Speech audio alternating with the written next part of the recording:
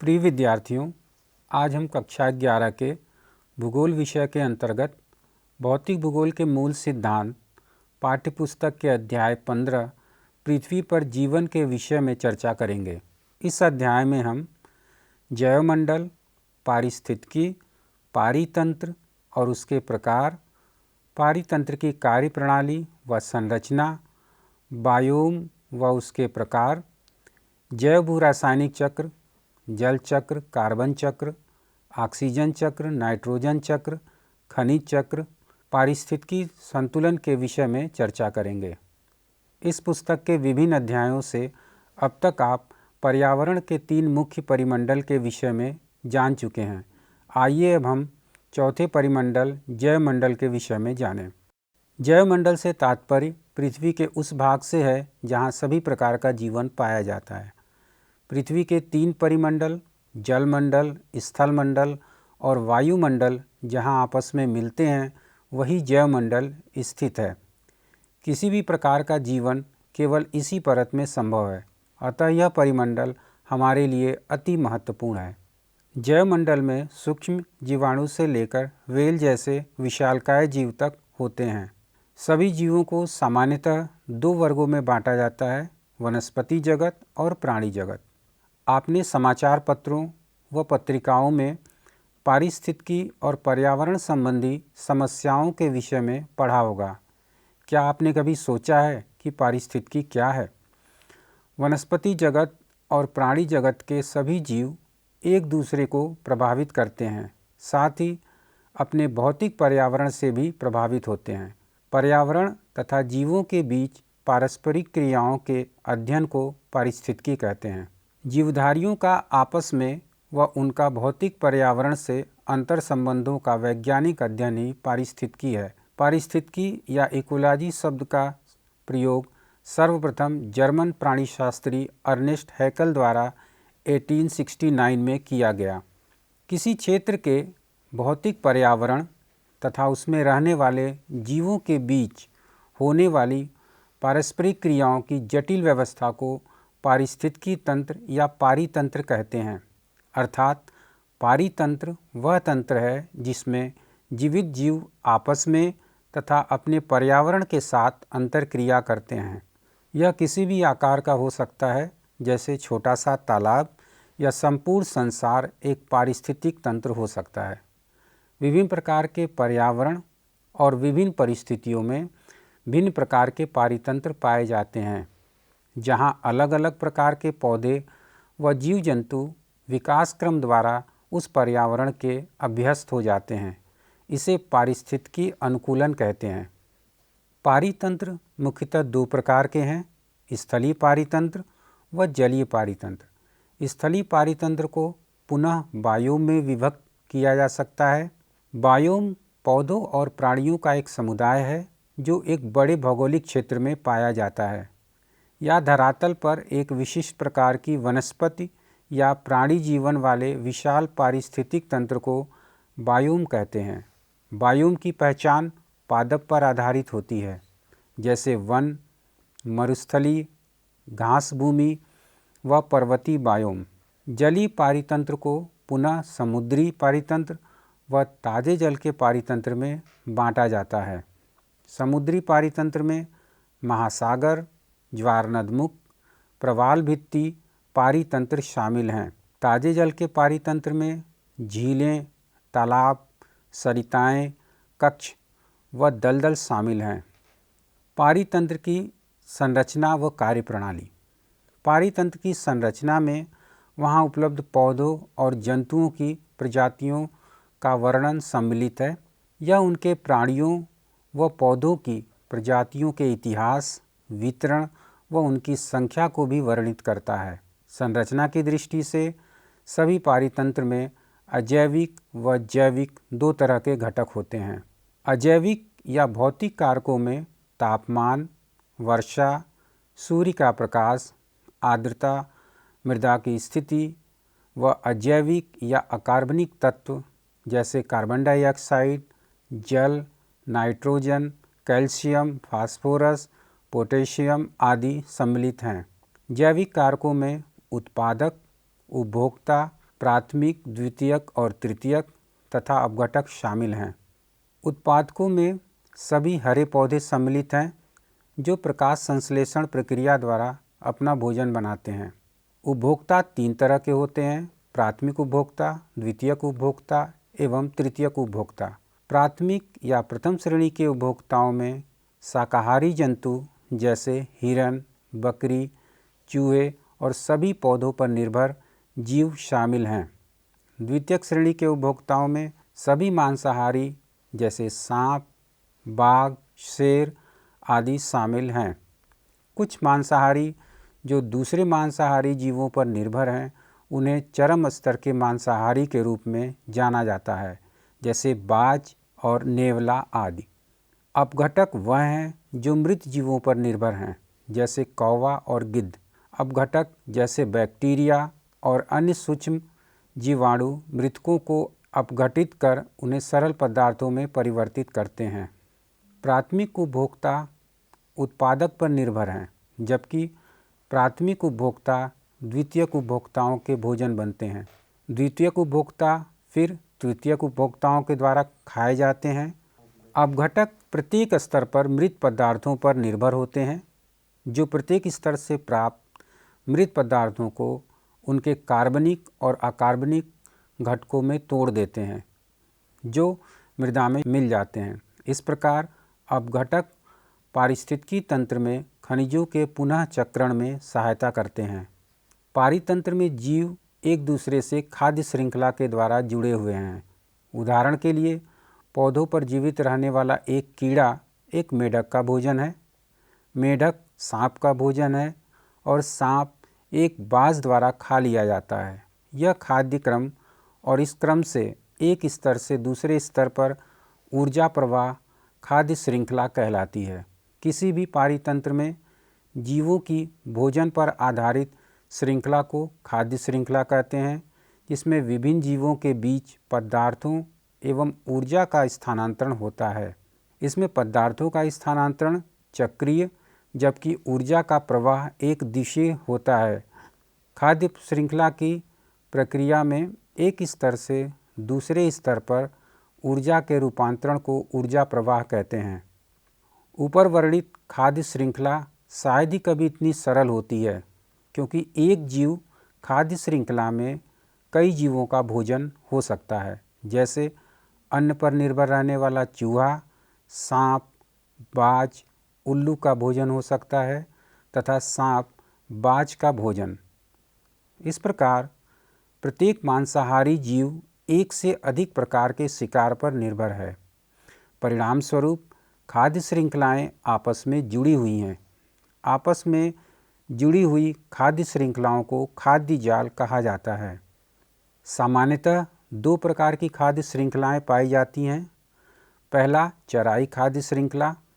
यह खाद्य श्रृंखला पौधों से आरंभ होकर मांसाहारी जीवों तक जाती है, जिसमें शाकाहारी मध्यम स्तर पर हैं। हर स्तर पर ऊर्जा का ह्रास होता है। इस ऊर्जा का अधिकांश भाग जीवों की शारीरिक ऊष्मा व श्वसन में व्यय हो जाती है।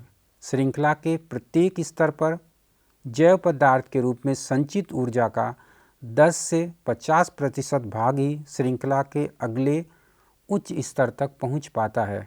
यही कारण है कि खाद्य श्रृंखला में 3 से लेकर 5 स्तर तक ही होते हैं।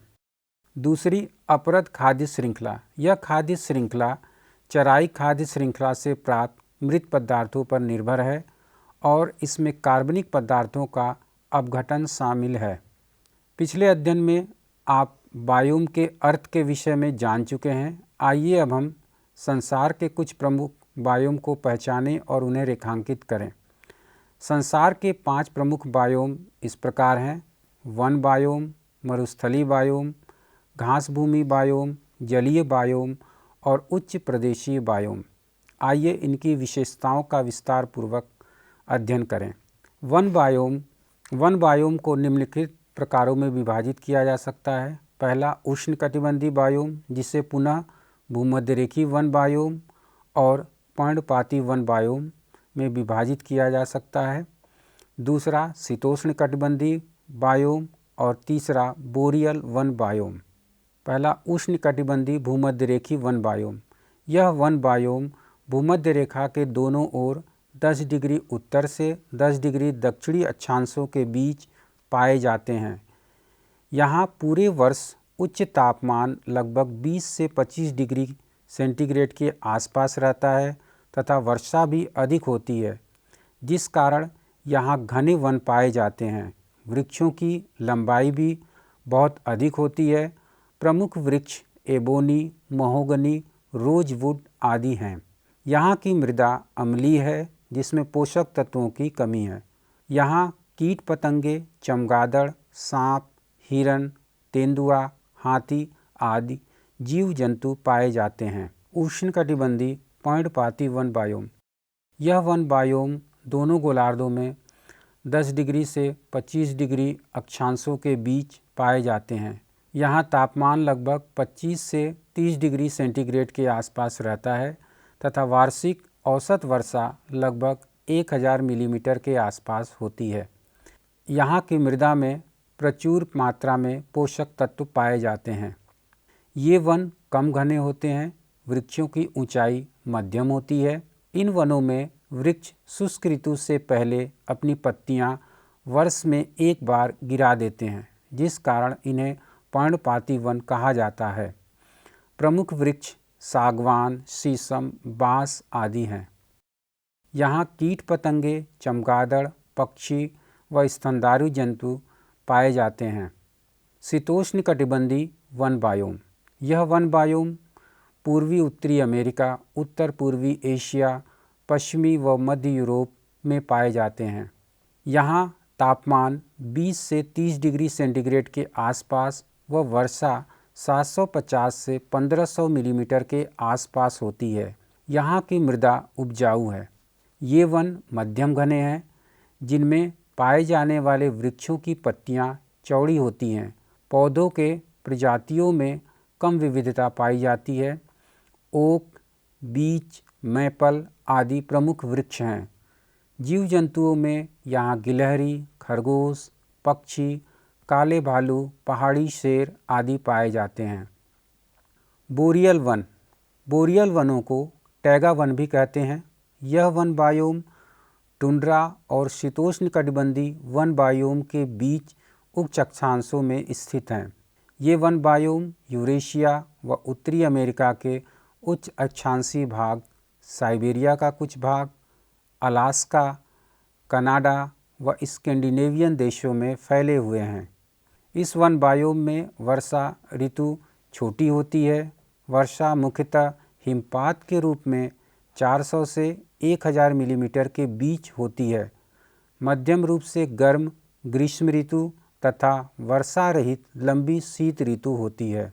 यहाँ मृदा परत अपेक्षाकृत पतली है, अम्लीय है, जिसमें पोषक तत्वों की कमी पाई जाती है।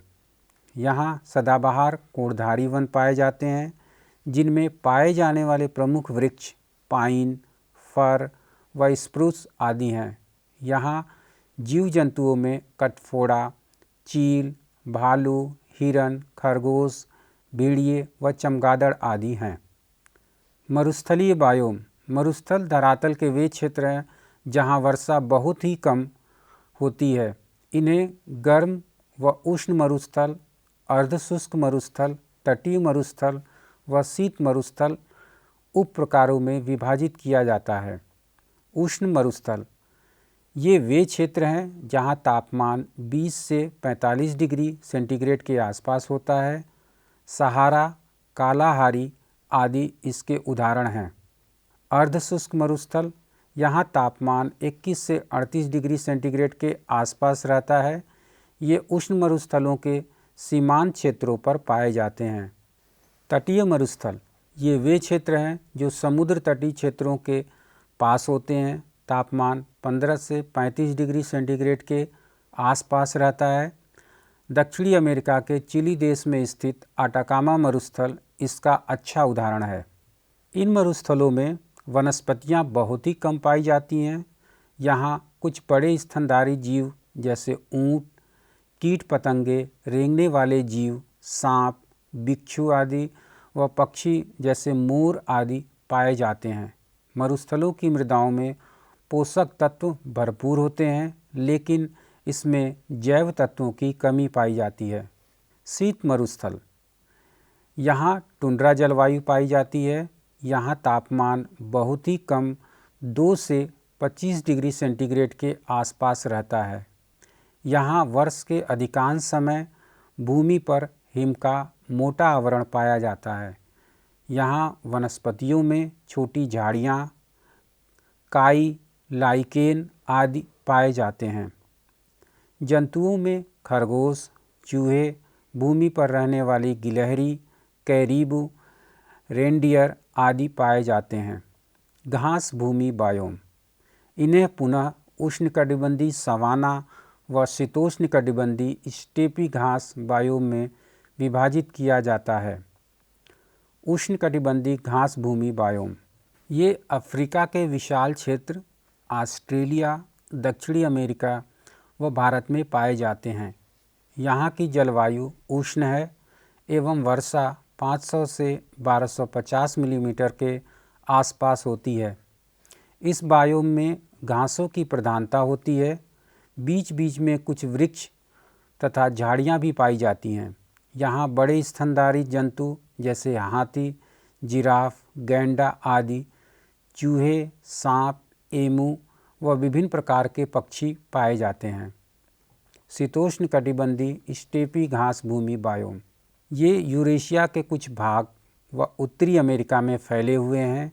यहाँ वर्षा 500 से 900 मिलीमीटर के आसपास होती है। यहाँ वनस्पतियों में घास, कहीं कहीं ओक व मुलायम लकड़ी के वृक्ष जैसे विलो आदि पाए जाते हैं। जीव जंतुओं में यहाँ जेब्रा, गैंडे, जंगली घोड़े, शेर, विभिन्न प्रकार के पक्षी, कीड़े मकोड़े, सांप आदि पाए जाते हैं। जलीय बायोम, इन्हें पानी की लवणता के आधार पर ताज़ा जल व समुद्री जल के बायोम में विभाजित किया जा सकता है। ताज़ा जल के बायोम, ये वे क्षेत्र हैं जहाँ लवणता बहुत ही कम पाई जाती है। इसके अंतर्गत झीलें, नदियाँ, सरिताएँ व अन्य आर्द्र भूमि आते हैं।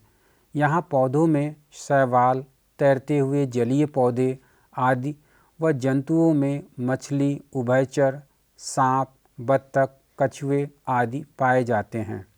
समुद्री जल बायोम, ये वे क्षेत्र हैं जहाँ लवणता ज़्यादा होती है। इसके अंतर्गत सागर, महासागर, प्रवाल भित्ति, लैगून व ज्वारनद मुख आते हैं।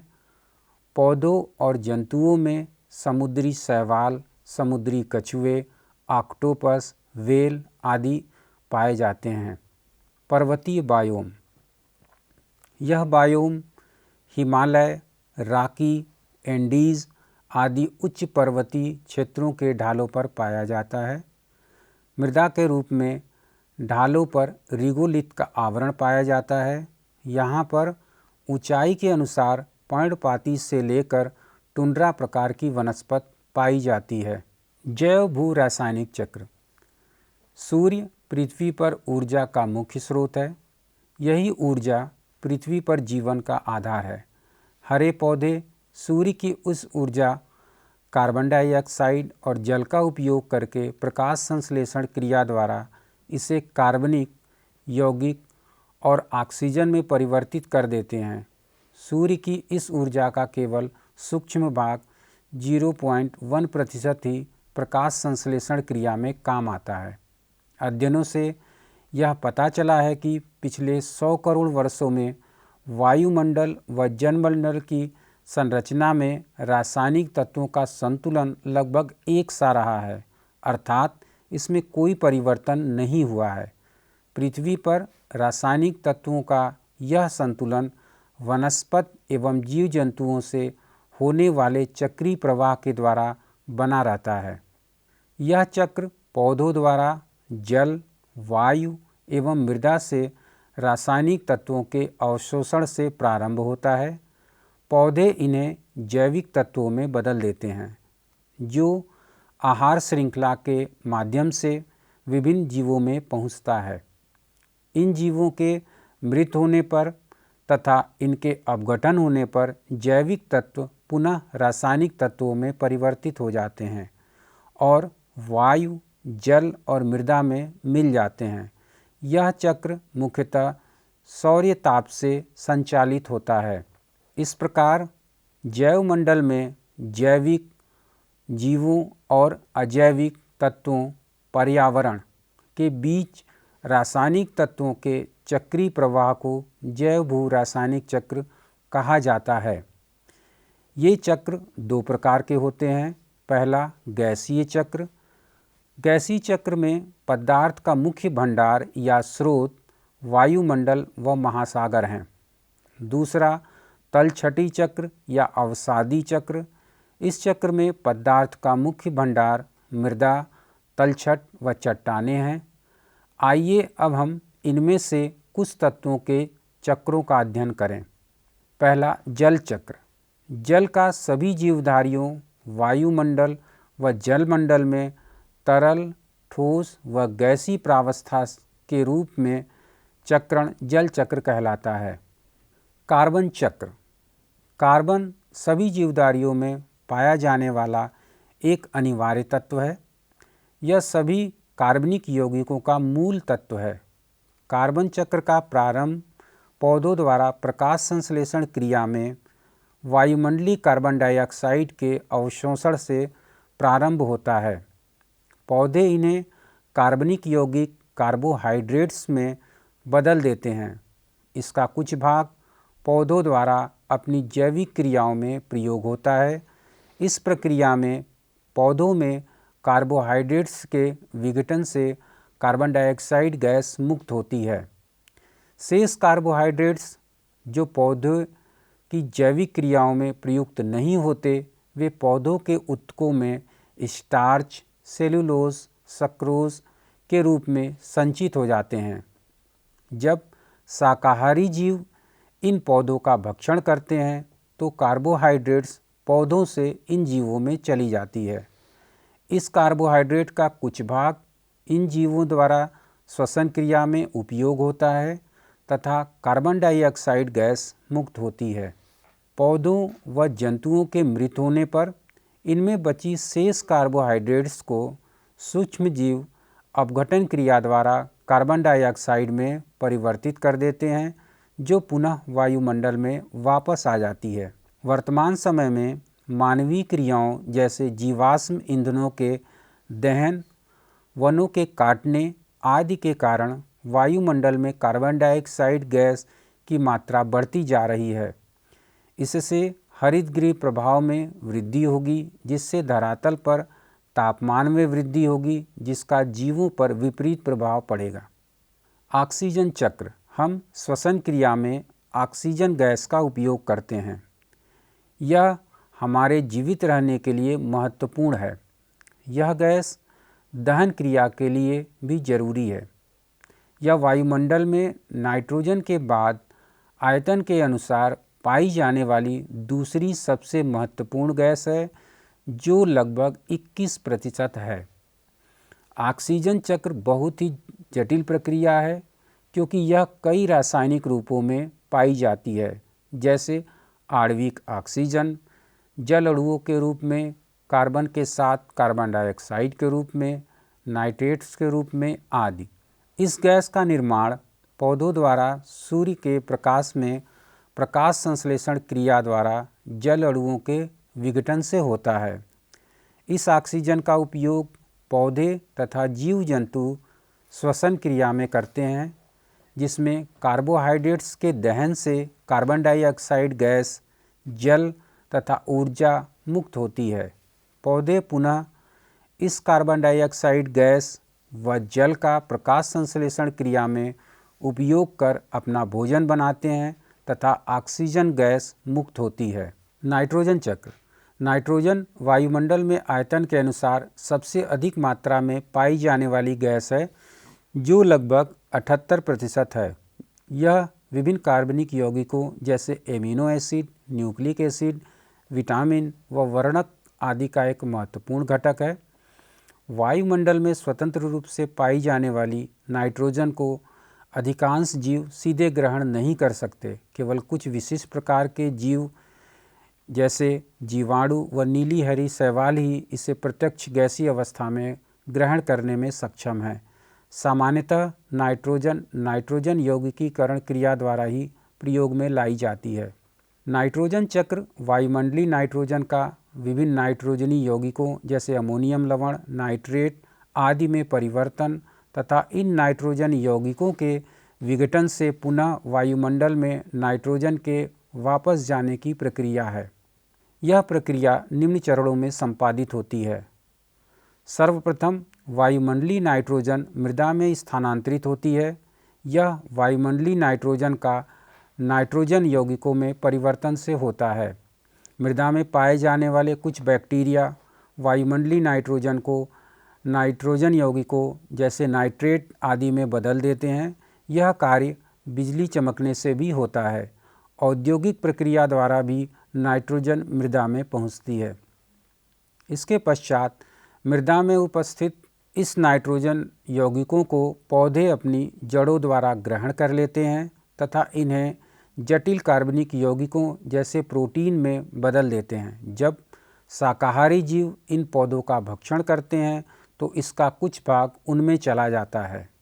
मृदा में उपस्थित कुछ बैक्टीरिया जानवरों द्वारा त्यक्त पदार्थों जैसे गोबर, मूत्र आदि तथा पौधों व जंतुओं के मृत पदार्थों को तोड़कर पुनः नाइट्रोजन यौगिकों नाइट्रेट आदि में परिवर्तित कर देते हैं, जो मृदा में जमा हो जाती है, जिन्हें पुनः पौधे अपने भोजन के रूप में ग्रहण कर लेते हैं। अंत में मृदा में पाए जाने वाले कुछ बैक्टीरिया, जिन्हें अनाइट्रीकरण बैक्टीरिया कहते हैं, नाइट्रोजन यौगिकों को पुनः नाइट्रोजन गैस में बदल देते हैं। यह प्रक्रिया डीनाइट्रीकरण कहलाती है। इस तरह यह चक्र पूर्ण हो जाता है। अन्य खनिज चक्र।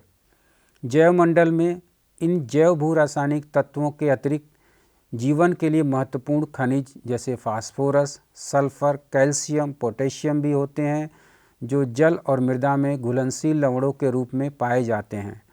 जब ये लवण जल चक्र में शामिल हो जाते हैं तो ये अपक्षय प्रक्रिया द्वारा पृथ्वी की परपटी पर और फिर बाद में समुद्र तक पहुंच जाते हैं। सभी जीवधारी अपने पर्यावरण में उपस्थित घुलनशील खनिज लवणों से ही अपनी खनिज की आवश्यकता को पूरा करते हैं। कुछ अन्य जंतु, पौधे और प्राणियों के भक्षण से इन खनिजों को प्राप्त करते हैं। जीवधारियों की मृत्यु होने के बाद ये खनिज अपघटित होकर पुनः मृदा व जल में मिल जाते हैं। पारिस्थितिक संतुलन। किसी भी पारितंत्र में विभिन्न प्रकार के पेड़ पौधे और जीव जंतु पाए जाते हैं, जिनकी संख्या प्राकृतिक रूप से निश्चित बनी रहती है। किसी पारितंत्र या आवास में जीवों के समुदाय में परस्पर गतिक साम्यता की अवस्था ही पारिस्थितिकी संतुलन है। यह तभी संभव है जब जीवधारियों की विविधता अपेक्षाकृत स्थायी रहे। यह संतुलन निश्चित प्रजातियों में प्रतिस्पर्धा व आपसी सहयोग से होता है। कुछ प्रजातियों के जिंदा रहने के संघर्ष से भी पर्यावरण संतुलन प्राप्त किया जाता है। संतुलन इस बात पर भी निर्भर करता है कि कुछ प्रजातियां अपने भोजन व जीवित रहने के लिए दूसरी प्रजातियों पर निर्भर रहती हैं, जिससे प्रजातियों की संख्या निश्चित बनी रहती है और संतुलन बना रहता है। जैसे किसी घास वाले पारिस्थितिक तंत्र में शाकाहारी जंतुओं जैसे हिरन, जेब्रा आदि की संख्या अधिक होती है, जबकि इन पर निर्भर रहने वाले मांसाहारी जीवों जैसे बाघ, शेर आदि की संख्या अपेक्षाकृत कम होती है। अतः इनकी संख्या नियंत्रित रहती है। पारिस्थितिक असंतुलन के कारण हम पाते हैं कि कई बार यह पारिस्थितिक संतुलन बिगड़ जाता है। इसके कई कारण हैं, जैसे किसी पारितंत्र में नई प्रजातियों के आगमन होने पर नई प्रजाति का आक्रामक होकर स्थानीय प्रजातियों का विनाश करना, प्राकृतिक आपदाओं जैसे बाढ़, सूखा, आग आदि के कारण भी कई प्रजातियां नष्ट हो जाती हैं, और मानवीय हस्तक्षेप इनमें सबसे मुख्य कारण मानवीय क्रियाकलाप हैं।